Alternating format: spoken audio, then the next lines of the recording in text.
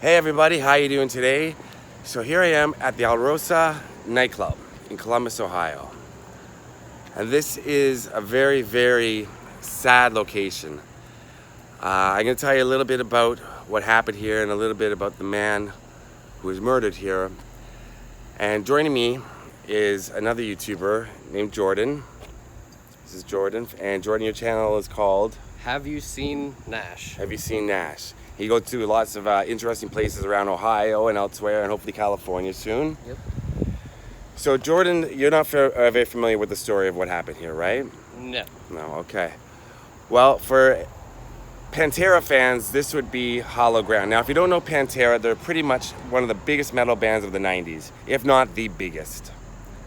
Their best album, well, my favorite album of theirs is Cowboys from Hell from 1990. I think it's their first major label album. So it's like the major label debut, but they had albums before that. But I love that album. I think it's great. Everybody needs a little metal every now and again. And Pantera are metal. They're not Van Halen.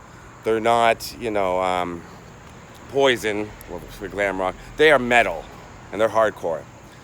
So Dimebag Darrell formed the band with his brother Vinnie. And then another gentleman, and his name is Phil Anselmo, became the lead singer. Okay?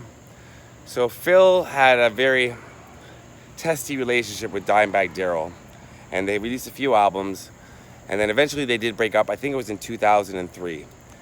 Now, not to dump on Phil Anselmo, but he did say a lot of mean things about Dimebag. You can read the interviews and listen to some, and not a lot of nice things, and blamed him and that sort of thing. Anyways, the point of the story is the band broke up. Pantera broke up. Dimebag Darrell formed a new band, and they were playing here at this club. So here's the club here. This is the side. The entrance is right around the corner, and as I said, it's called the Alrosa nightclub, and it's right off the interstate here in Columbus, Ohio, on December 8th, 2004. Now, a crazed fan, I don't know if we could even call him a fan. His name, I don't even want to say his name, because I don't like to give, I just don't want to say his name. But a crazed fan, somewhat of a fan, stormed the stage, and there's discrepancies about why he did this, why he committed this crime. He either blamed Dimebag Darrell for the breakup of Pantera, or he was also convinced that Pantera stole songs from him. That he had written songs and Pantera had stolen from him, which is not true. So, the band was playing here, and by the way, that was the 24th, on the day it happened, it was the 24th anniversary of the John Lennon murder, which is odd. The fan was waiting out here, right here in this parking lot. And again, fan, I don't know, you're not a fan if you're doing what he did, but the man was out here in the parking lot, pacing back and forth, waiting around. And a couple of people said to him, "Hey man, aren't you going to watch the bands?" And he said, "I don't want to see no shitty local bands." Now, Dimebag Darrell, let me stress again how, if you're a music fan, you know Dimebag Darrell, and he's an incredible guitarist. He's right up there with James Hetfield, Kirk Hammett, Steve Vai, different kind of guitarists. But Eddie Van Halen, he's known as one of the greatest metal rock guitarists of all time. And he was playing here at this little club with his new band. The capacity for it is 600 people, but there's only 250 people that night, which I thought was strange. I mean, if a guitar god is here, right, even if it's not the same band, you'd still think it'd be full. But it is a little bit out of the way.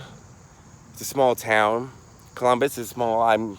You're more familiar with Columbus. It seems, Yeah. It's a city, but it's a great town. Now, it said that within 10 seconds, but it was actually 90 seconds into the set, they were playing their first song. And the fan, the guy, hopped a fence and went in a side door. And now I want to find where that is. I'm not sure where, but we'll find it right now if we can. Let's go. Ready, Jordan? Yep, let's go. So, I'm assuming this would be the fence. Here's the entrance to the club. And I'm assuming this would be the backstage area here. like where the band would bring their gear, park their buses, etc. So we're gonna look over the fence here, and I assume one of those doors leads to the stage.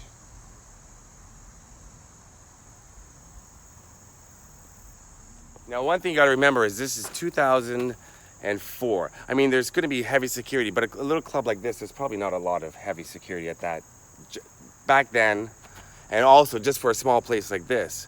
So to hop this fence would be easy. To get through one of those doors, maybe it was propped open, Probably. left open, who knows. He stormed the stage, and he shot, and then did he yell out, "You broke up Pantera"? That's what some people claim that he yelled. And he shot Dimebag Darrell, I believe, 4 times. At least two times in the head, possibly more. And then all hell broke loose in the club. At first, people thought it was firecrackers going off. Other people thought it was part of the show. They didn't know what was going on. But this guy wasn't done. He went crazy. So, he shot and killed 3 other people that night, which is just as tragic. One was a club employee, somebody who worked with the band, and a fan. So may they rest in peace as well. Then he took a male hostage. And it was a 9mm Beretta that he was using. And he was shooting randomly. He was just shooting. But I think his next target, I would believe, would be Dimebag Darrell's brother, Vinnie. I think that's who he was looking for. But he took a hostage. Like I said, it was bedlam. But there was a police officer, an off-duty police officer, who got onto the stage. And thankfully, with one shot, killed the assailant. One shot took him down. So they said that Dimebag, I believe, was alive during this, but he was losing blood fast. He was dying, and they rushed Vinnie Paul right out onto the tour bus. And from what I've read, he made a phone call and said somebody shot my brother, and then also he laid in his brother's bunk and began crying because he saw it. He was behind the drum kit. He saw it all happen. And he went into Dimebag Darrell's bunk and cried. So here's the entrance to the club where people would have gone in. But I believe this would be the side entrance. This would be the fence that he hopped over.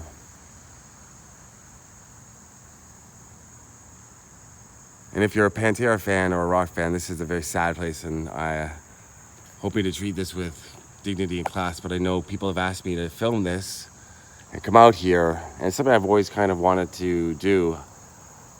And at some point, I'm definitely going to be visiting Dimebag Darrell's grave to pay my respects there. I'm going to take you around the building and show you a little bit more.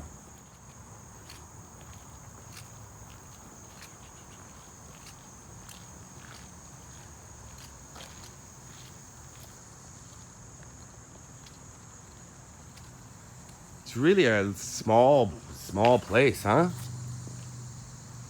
Very unassuming. If the sign wasn't out front, you wouldn't know that it's a club or a bar. You wouldn't know what it is, especially with the hydro back here. You would think it was some sort of hydro building or government building. It's very unassuming.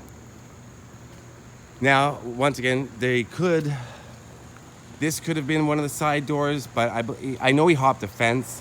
There's the fence on the other side that I showed you. So I'm pretty sure that was where it was.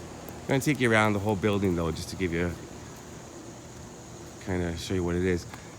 So I think when you come in, this would be where the bars are, the pool table. Somebody maybe who has been in here before could write in the comments and tell me the exact layout. It is a holiday today, so no one is here.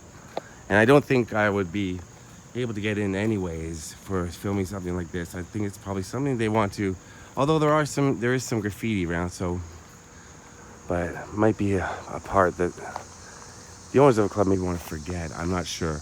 And I think this would be behind the stage because the building gets a little bigger here, as you can see. And I think the stage will be back here, which would make sense.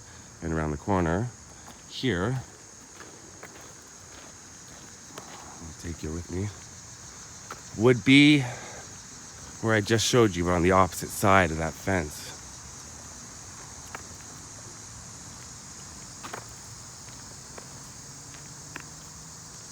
Yeah, so I think the band would park back here. Tour buses would have been here, possibly inside the fence if that opens up for cars to get into. But yeah, I think the best buses would be back here. And there you go. But this is the parking lot that the gunman would have been waiting out in, waiting to kill one of metal's most beloved figures. He had a mission that night, and he definitely accomplished it. And it's a sad day for rock and roll fans and for the families of the 4 victims. It's a tragedy. I do a lot of, mostly my videos are fun topics and some, you know, I try to keep it light on my channel, but occasionally I do things that are heavier. And this is, coming to a place like this can be unsettling, and I struggle, and I've said it on every video where it's a heavy topic, I struggle with how to approach it and how to do it properly. It's hard. And I want to do something for the fans who want to see something like this, because there are people, I get requests for it, and also people I know would want to see this. So I'm hoping I'm treating the subject with dignity and respect. Long live yeah, long live Dimebag.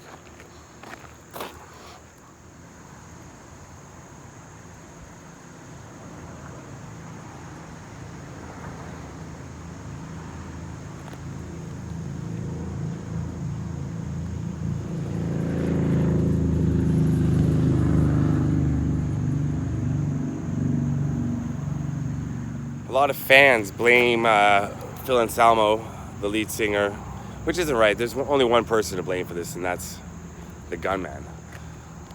But I'm sure after everything that was said back and forth in the press by Phil Anselmo, I'm sure he's gotten a lot of flack, and probably has a twinge of guilt, I would imagine. But it's not his fault. It's one man's fault. We're gonna go over here and I'm gonna show you the graffiti that's written out here. I actually thought there'd be more graffiti than there is, but if you look here, people do come out here. And there it is, rest in peace, Dime. So you got some graffiti there. Looks like people come out here and sit here.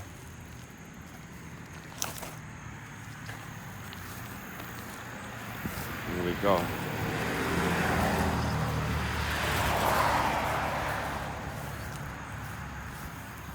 Yeah, people definitely come out here. Yeah, you can see here there's more guitar picks left here. Yeah, if you're gonna come out here, bring something, some flowers, more guitar picks here as I'm looking. Oh no, that's a lid. If you're gonna come out here, you can bring something and leave it, I guess. I don't know what the property, if they're allowing this here. This rock here, I guess they assume people are gonna come and leave stuff. Leave stuff, but don't take anything. Just leave it. Take a look, and remember Dimebag. So as we're walking around the property, there's actual footage of it, of the inside, and of the night, and of the shooting. It was all captured on film. You can see the bedlam that erupted. You can hear the 911 calls afterwards. And normally when I do my videos, I put in film clips from the movies I'm doing, clips of the artists and things like that, like when it's a fun video. Something like this, that's on you if you want to take a look at that. I'm not including any of that on my video. It's horrifying to watch. I don't recommend it, and the 911 calls are heartbreaking, like they're so sad. But they are out there, and you can see the inside of the club. That's up to you.